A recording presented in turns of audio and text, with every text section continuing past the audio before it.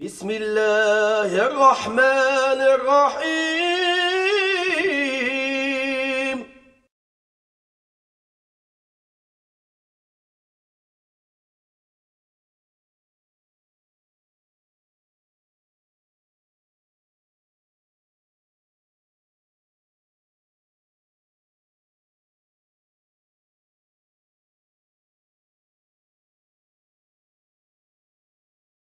بسم الله الرحمن الرحيم وصلى الله على سيدنا محمد وعلى آله وصحبه وسلم تسليما كثيرا. Assalamu alaikum wa rahmatullah. Alhamdulillah. This is our third podcast, and I want to first just welcome and congratulate everybody on their Ramadan. And this is a time Allah subhanahu wa ta'ala has blessed this ummah in particular with an adherence to their tradition that hasn't diverted or deviated. And so Muslims are fasting all over the world between the daylight hours. Is a great blessing. May Allah subhanahu wa ta'ala give us the reward of that. First thing I wanted to talk about was inflammation.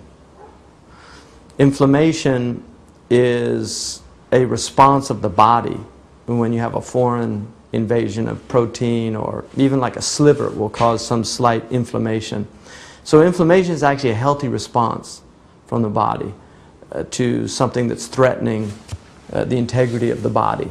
But what happens when the integrity gets overwhelmed is the inflammation can actually do the opposite. Instead of actually helping the body, it actually starts killing the body. The Arabic word for tribulations that occur in societies is fitna. And fitna is like an inflammation of the social body. So when you have, for instance, I'll give you an example. If you remember the cartoons in Denmark, the cartoons are still there. They're on the website. They're probably more widespread than they were at the outset. But is anybody jumping up and down? Is anybody tearing anything down? Is anybody screaming and shouting? No. Because the inflammation has subsided. The fitna has subsided. And so one of the natures of fitna is that you have to be aware of it and what it is so that you react appropriately. You understand what it is. If you allow it to take over, it's a disaster. And that's why there's so many verses in the Quran about being patient, about being forbearing, about recognizing. The Quran says that you will hear from the people of the book, the Jews and the Christians, and the polytheists, much harm. You'll hear things that are really bothering. Adhan kathira, you'll hear much harm. And then it says, but if you're patient and you adhere to taqwa, to this piety, that is the essence of this matter. In other words, the actual exciting factor is a test to your social body, how you respond. Do you allow it to create a septicemia that actually destroys your body? So your own response is what destroys the body.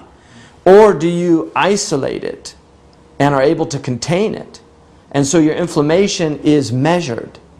Because you have to respond. If you're human, there has to be some response. But what type of response? Is it a beneficial response or is it a harmful response? That's the real question. So we've had all these fitna. It's just one after another.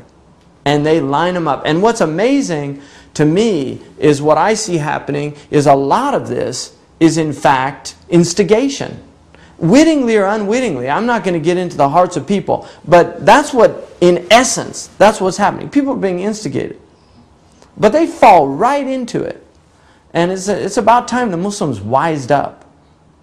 Really. It's about time they really started thinking a little deeper about what's going on, about how we address these issues.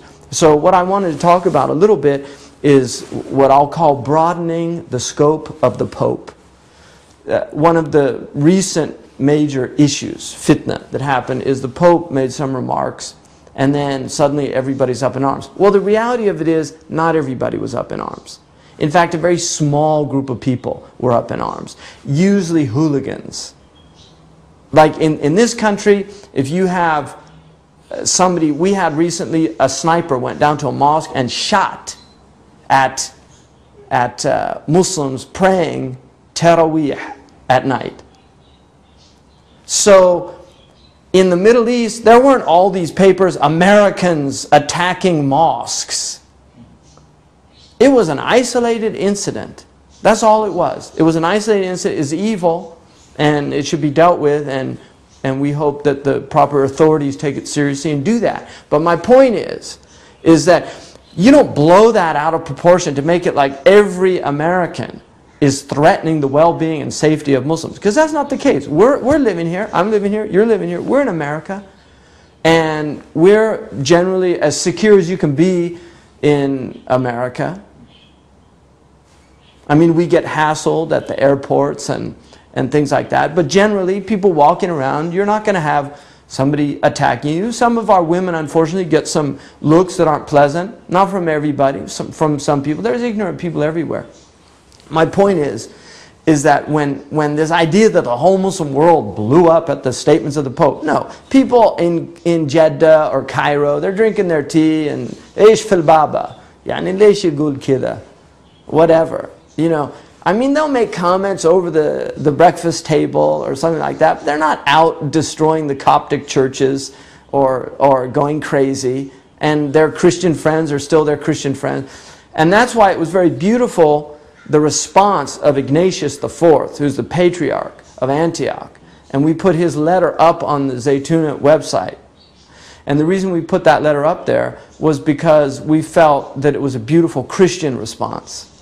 And what he basically said is, look, we've lived with the Muslims for centuries in mutual respect. And that's something the Pope needs to ask himself, you see. Because Muslims are in Europe now, but they're not historical communities. Whereas Christians are in the Muslim world as historical, unbroken communities since the time of Christ. How is that possible if it wasn't for Muslim tolerance? So I want to look here at something that, and I'm not going to quote from Muslims because people can say, oh, well, they're just biased. This is Montgomery Watt, who's a Christian, but a fair, I think, reasonably fair scholar. And one of the things he talks about is the distortion of the image of Islam among Europeans. And he talks about how Europeans use this is a war of light and darkness. So he comments, the war of light and darkness sounds well, but in this post-Freudian world, men realize that the darkness ascribed to one's enemies is a projection of the darkness in oneself that is not fully admitted. So, in this way, the distorted image of Islam is to be regarded as a projection of the shadow side of European man. The distorted image of Islam is to be regarded, right, as a shadow side of European man. I mean, to me, that's a profound. I love honesty. I love unbiased people. I love people that are disinterested, that are able to just call a spade and tell it like it is. I like people like that. That don't waffle over things, that don't prevaricate, that don't dissemble, that don't lie, that don't speak with a forked tongue. Just be fair and upright. If it's against you, say, you know what? I'm clearly in the wrong. Somebody called me on something the other day. I said, you're absolutely right.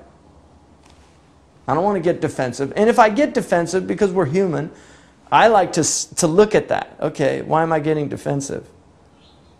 Is this getting a little close to the truth here? You know, why is this irking me? Why is this vexing me? I have to ask that question. So when Montgomery Watt says that this is a projection onto the other, that's a man who's a Christian and a committed Christian, but who spent his life studying Islam.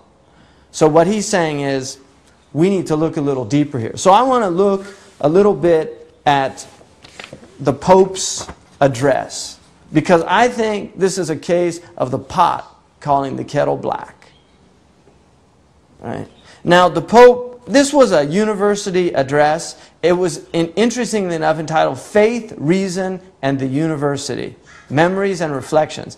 So he's remembering what his experience was. And he's obviously, I read the paper in its entirety. He's a very intelligent man. He apparently he loves Goethe. He's an accomplished pianist.